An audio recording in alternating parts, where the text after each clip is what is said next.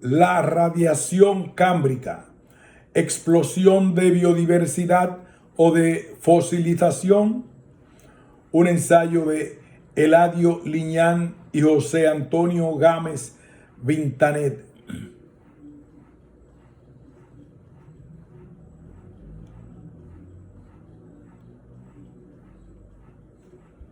Resumen. El inicio del Cámbrico representa un evento único de intensa diversificación biológica en la historia de la vida. Sin embargo, la explosión de diversidad filogenética cámbrica puede estar relacionada con otros factores debidos a procesos geológicos y biológicos, y especialmente con la especial naturaleza del registro fósil.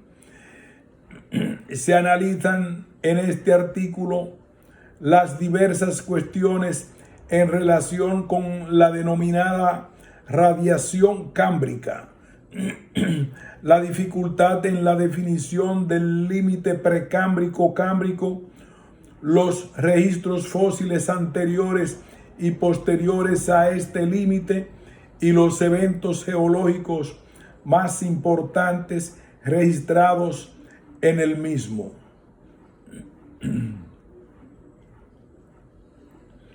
Introducción. Los geólogos del siglo pasado, al estudiar el contenido paleontológico de los diferentes terrenos que componen la escala geológica de la Tierra, observaron un fenómeno muy peculiar y único en la historia geológica que se daba en los estratos que llamaron cámbricos. Estos estratos presentaban ya una relativa abundancia y variedad de fósiles en relación con los estratos inferiores, a los que denominaron informalmente precámbricos. El Cámbrico fue por ello colocado como el inicio de la era primaria, y sus fósiles fueron denominados la fauna primordial, por creerse que eran los primeros animales en aparecer. Más tarde, este nombre sería sustituido por era paleozoica, en alusión a contener restos de la vida antigua. Aunque las posteriores investigaciones bioestratigráficas descubrieron muchos fósiles precámbricos, tanto de fauna como de flora, ha seguido siendo evidente que la base del Cámbrico representó un momento de diversificación del registro fósil sin precedentes hasta ese momento, y fue utilizado para dividir la escala geocronológica de la Tierra en eón proterozoico, vida animal incipiente, y eón fanerozoico, vida animal visible. Eón que comienza con el registro de las faunas y floras cámbricas. Como este aumento de diversidad en el registro fósil pasaba un poco de tiempo desde unas pocas formas a un gran número, este fenómeno fue denominado como la radiación cámbrica, y al reestudiarse los yacimientos con fósiles de conservación excepcional, fósil Layertheide, y comprobar la enorme diversidad existente también en los grupos cámbricos desprovistos de esqueleto biomineralizado, empezó a ser conocido más coloquialmente en el mundo anglosajón como la explosión cámbrica de la vida. Sin embargo, conviene matizar que sería más propio hablar de la explosión cámbrica del registro fósil, que es lo que aparentemente se observa, que de la vida.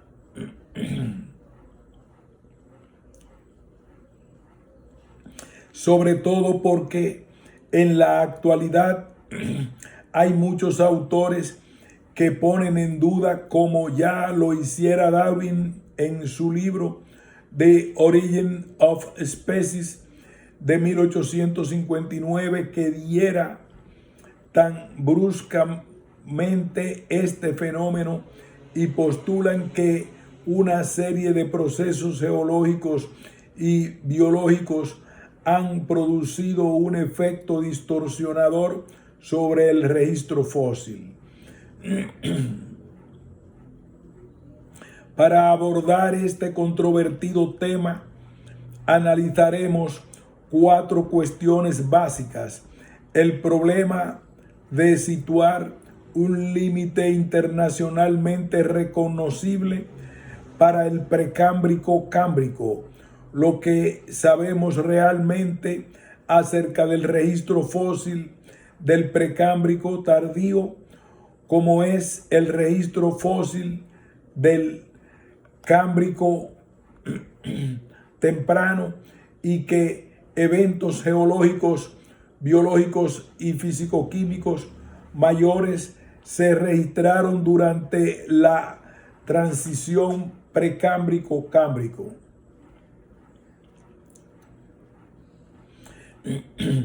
El límite precámbrico-cámbrico, el caso de España. En el pasado fueron muchos los hitos propuestos para situar el límite entre el precámbrico y el cámbrico. Clásicamente, el primer criterio propuesto fue la aparición de trilobites, que estaba a veces acompañada por arqueociatos.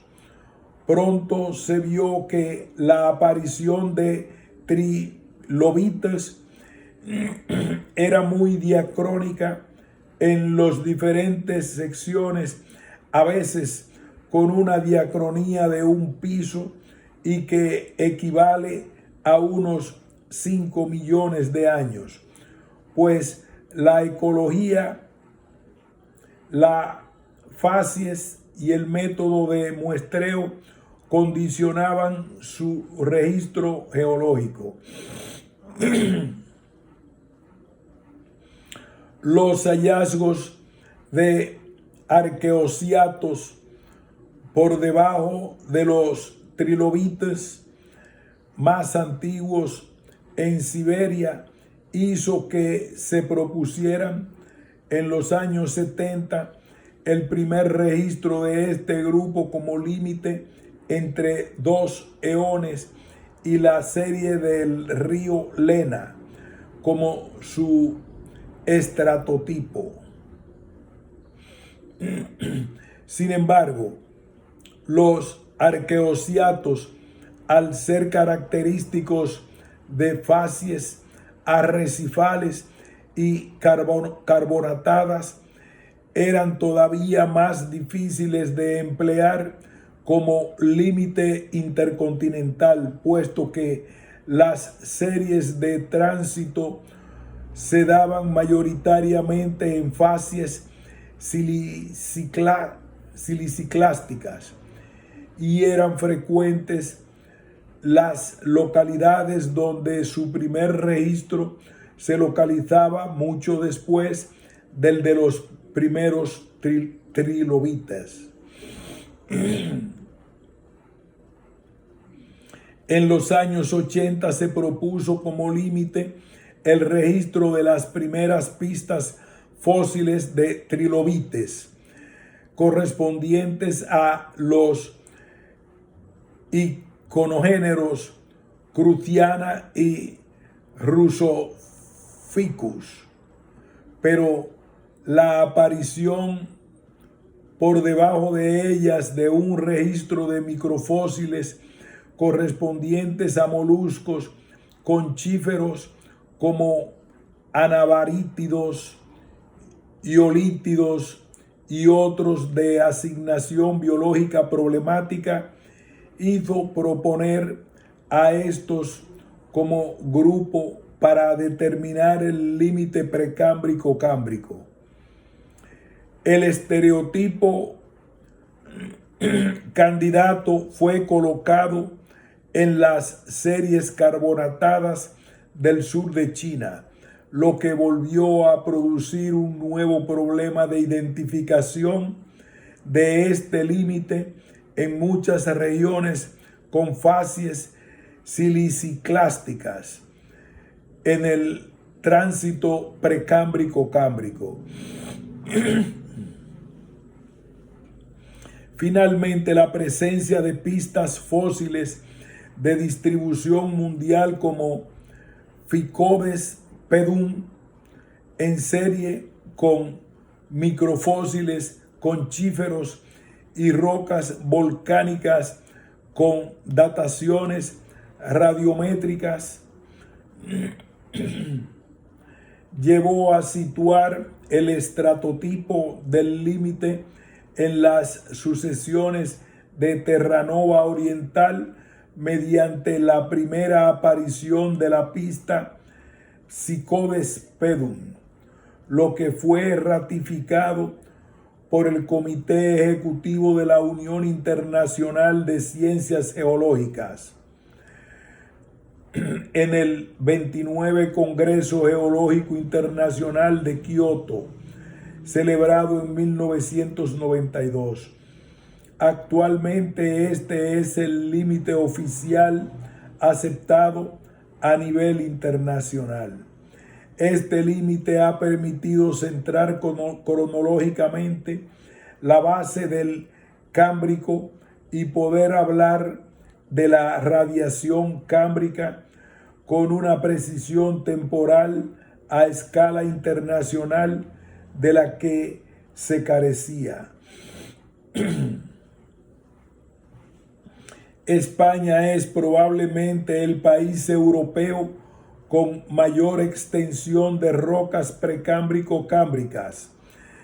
Tan es así que desde los años 70 se propuso una nomenclatura estratigráfica de pisos regionales para España: cardubense, ovetiense, marianiense y bilbiliense para el Cámbrico inferior, leoniense y cesaraugustense para el Cámbrico medio.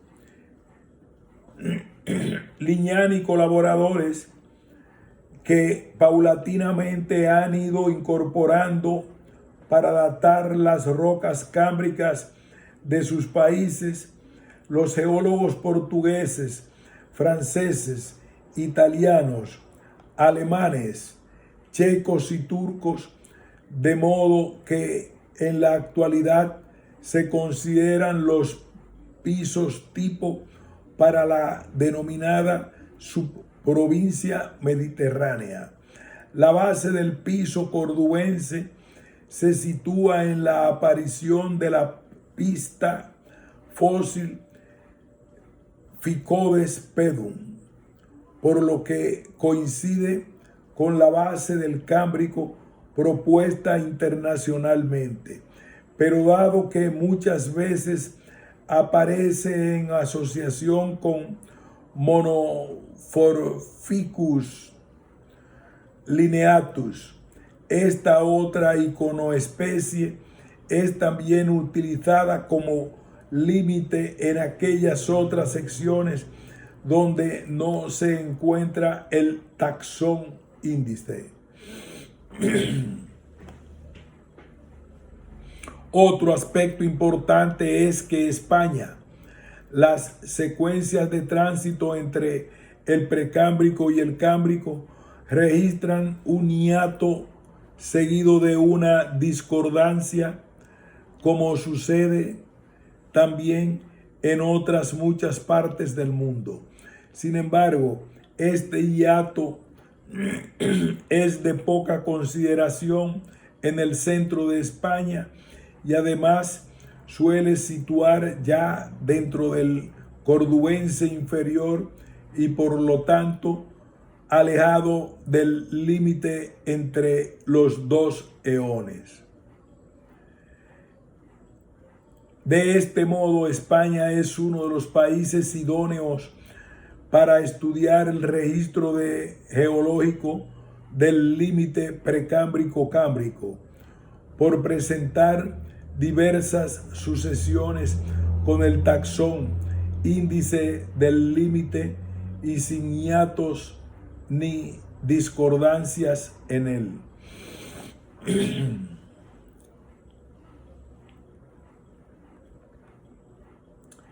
El registro fósil del precámbrico tardío, el caso de España.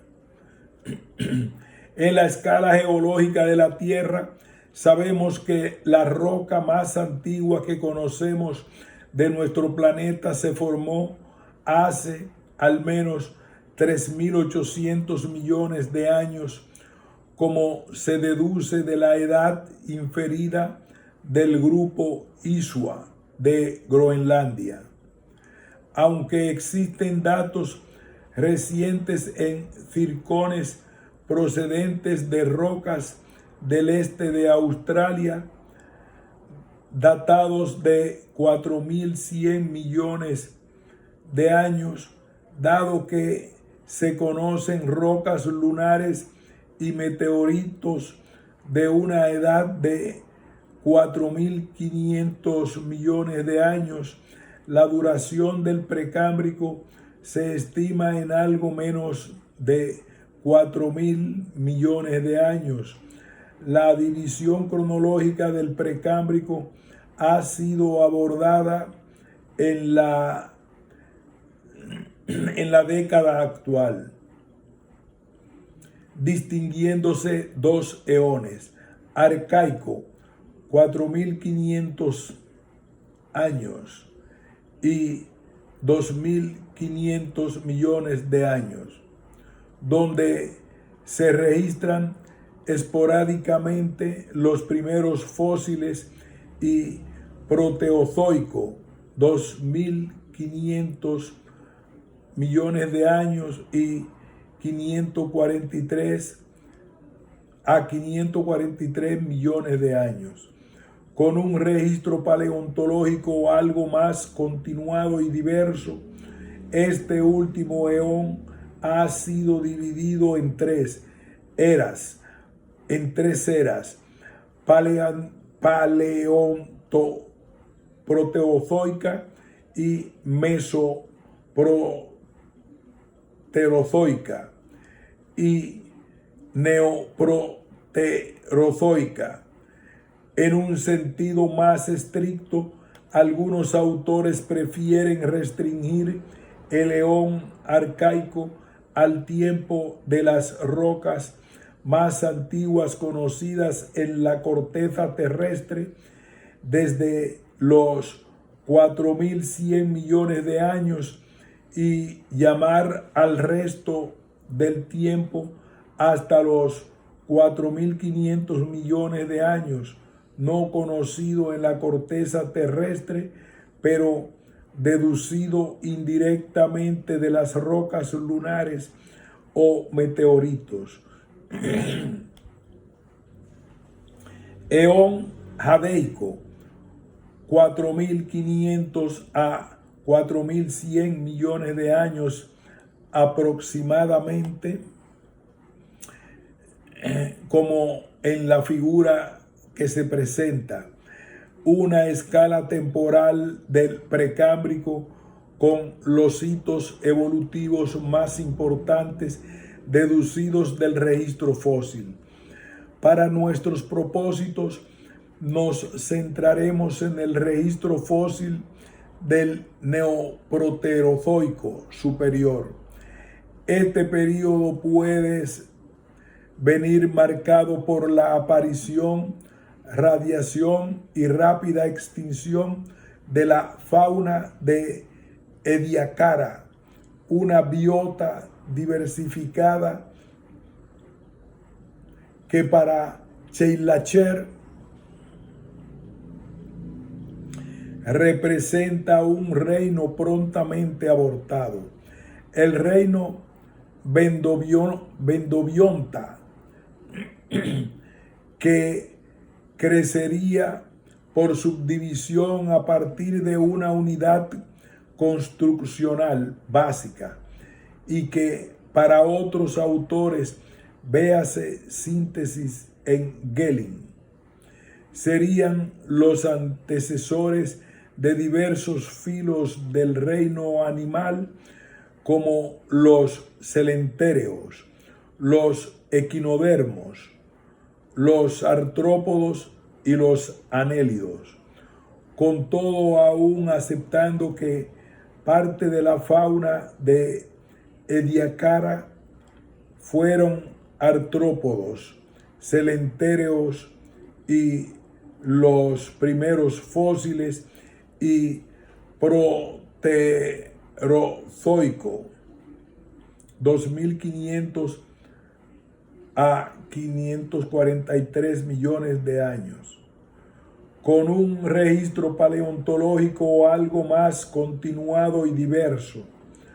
Este último eón ha sido dividido en tres eras: paleoproterozoica y mesoproterozoica y neoproterozoica. En un sentido más estricto, algunos autores prefieren restringir el eón arcaico al tiempo de las rocas más antiguas conocidas en la corteza terrestre, desde los 4100 millones de años, y llamar al resto del tiempo hasta los 4500 millones de años, no conocido en la corteza terrestre, pero deducido indirectamente de las rocas lunares o meteoritos. Eón edeico, 4500 millones de años a 4100 millones de años aproximadamente, como se presenta en una escala temporal del Precámbrico, con los hitos evolutivos más importantes deducidos del registro fósil. Para nuestros propósitos nos centraremos en el registro fósil del Neoproterozoico superior.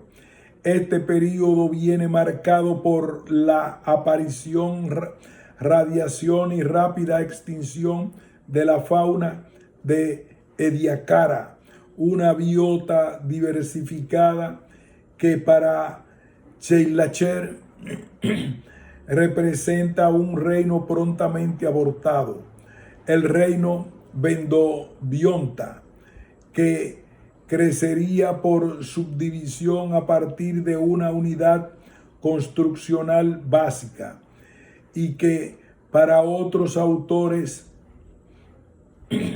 serían los antecesores de diversos filos del reino animal como los celentéreos, los equinodermos, los artrópodos y los anélidos, con todo aún aceptado que parte de la fauna de Ediacara fueran artrópodos, celentéreos y equinodermos muy primitivos y sin esqueleto.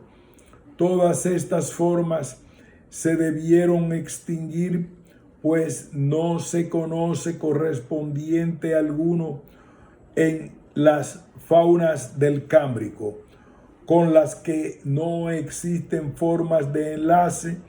Por ello, algunos autores han argumentado que la fauna de Ediacara representó la primera extinción en masa de la historia de los animales. Otro grupo de neoproterozoico superior es el de los acritarcos, componentes del plancton que muestran una baja diversidad con formas que generalmente pasan al Cámbrico temprano.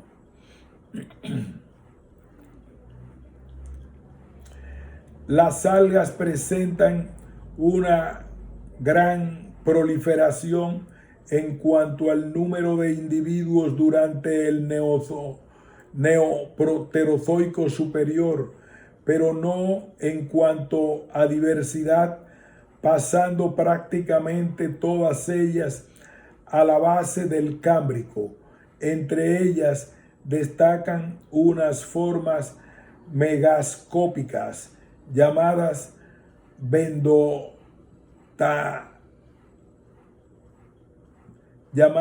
bendotaenida. Los estromatolitos son aún abundantes en este tiempo y continúan su descenso en biodiversidad hasta los primeros tiempos del Cámbrico inferior, después de lo cual son formas residuales que se mantienen sin grandes cambios hasta la actualidad.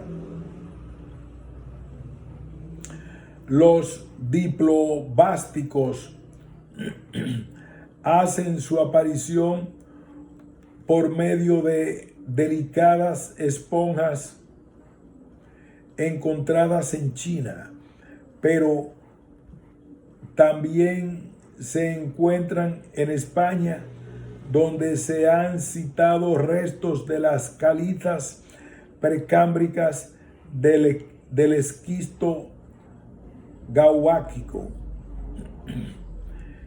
El proceso de esqueletización mineral parece también al final del neoproterozoico en algunos fósiles relacionados con algas calcáreas y que se denominan genéricamente calcimicrobios, pero también en el enigmático fósil Cloudina, formado por un crecimiento de conos excéntricos encajados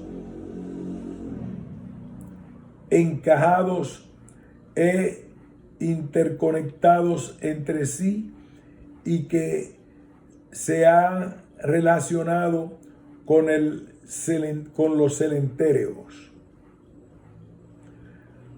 Curiosamente, en ocasiones este esqueleto aparece honrado. Curiosamente, en ocasiones este esqueleto aparece horadado por predadores, lo que ha sugerido que la rápida aparición de un esqueleto en otros muchos grupos pudo verse al final del Precámbrico. Por último, las pistas fósiles del final del neoproterozoico son formas de relieve completo, endógenas, de pequeño tamaño y escaso alcance en la vertical, que se sitúan cerca de las interfaces agua-sedimento y constituyen madrigueras de alimentación fodonichina, rellenas en ocasiones por pellet. La mitad de estas pistas fósiles que no pasan al Cámbrico pueden ser utilizadas como fósiles índice del Precámbrico. En el caso de España, la mejor sección estratigráfica conocida se encuentra en el corte del río Uso, Gámez, Ventanet y Liñán, donde tenemos representados todos los grupos fósiles del Precámbrico, salvo la fauna de Ediacara, cuya ausencia, si finalmente se confirma, puede ser debida a causas ecológicas. El registro fósil del Cámbrico temprano. El primer cambio que se registra en el estrato, en los estratos cámbricos es el modelo de bioturbación del sustrato marino, con la aparición de pistas fósiles de semirrelieve producidas por organismos con apéndices artrópodos que rascan sobre la capa orgánica depositada en el fondo para alimentarse. Ello está acompañado por la aparición de grupos con capacidad para mezclar un espesor considerable del sustrato. Todo ello hará que se reduzcan los espesores de los densos tapices algales que caracterizaban los fondos marinos del Precámbrico y tenga lugar una circulación intersticial entre el sedimento del fondo y la superficie del agua, con una mayor oxigenación del medio bentónico. Este fenómeno, denominado por Scheidlacher y Plugger como la revolución agronómica, cambiará la naturaleza de los ecosistemas acuáticos en la historia geológica, del mismo modo que la roturación de tierras por el hombre que cambió la de los ecosistemas terrestres a partir del Neolítico.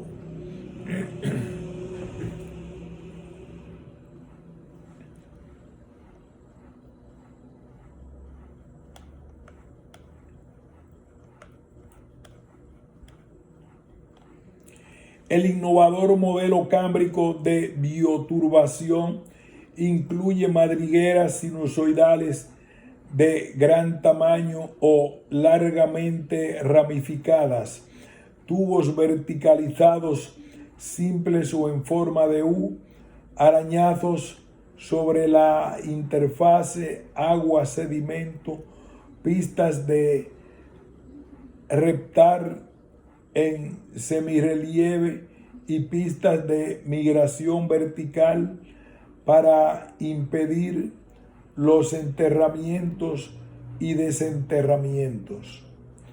Muchas de las pistas del modelo cámbrico continuarán hasta la actualización, salvo algunas relaciones con artrópodos paleozoicos, como los icnogéneros Monorficus cruciana, Resorficus duplicnites y dimorficos, que desaparecen junto a los trilobites al final del Paleozoico.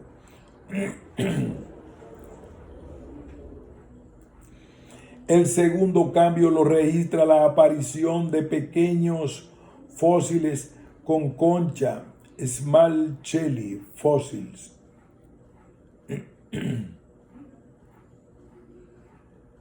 tanto fosfática como calcítica, y parecida a la de los moluscos actuales. El comienzo de la biomineralización será seguida casi inmediatamente ya en el piso ovetiense por otros grupos con los braquiópodos, los arqueociatos, los equinodermos y los artrópodos trilobites, que se encontrarán desde entonces con cierta frecuencia en los estratos cámbricos favorecidos por el esqueleto calcítico. Los calcimicrobios presentan ya por esta época una gran variedad de formas que se desarrollan sobre todo en los montículos arrecifales, y aparecen también las primeras esponjas con su entramado de espículas.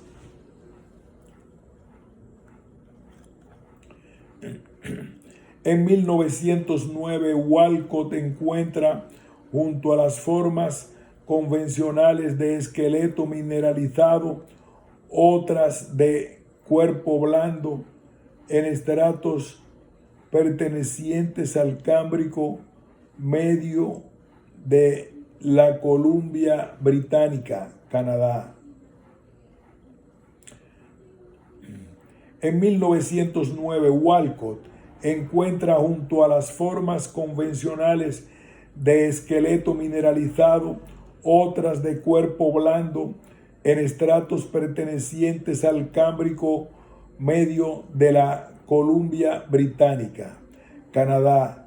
Esta biota sería pronto conocida como la fauna de Burgess Shale, en alusión a la pizarra de Burgess, una unidad litoestratigráfica dentro de la formación Stephen,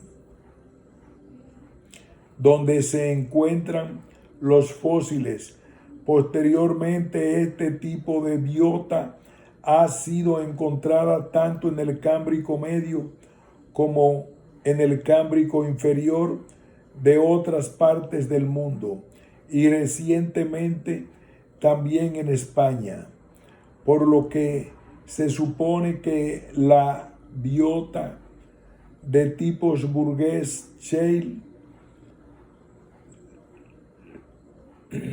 caracterizó al Cámbrico desde sus primeros tiempos. La familia de Burgess Shale ha sido reestudiada por numerosos autores como Willington Conway, Morris Briggs, Simonetta y Rigby. Un creciente trabajo de síntesis es el de Briggs y colaboradores. Está compuesta por numerosos organismos de cuerpo blando que incluyen cianobacterias, clorofitas, redofitas, poríferos, enidarios, cetéoforos, pariópulo, anélidos, artrópodos, onicóforos, cordados y otros grupos de difícil asignación biológica. A estos hay que añadir otros de esqueleto biomineralizado, como branquiópodos, artrópodos, trilobites, hoyolitos, equinodermos y hemicordados. En total, unos 15 filos actuales y un número no determinado de otros desconocidos en la biosfera actual y de difícil espículas. Aquí hacemos una pausa. Continuaremos con el próximo título: la revolución agronómica.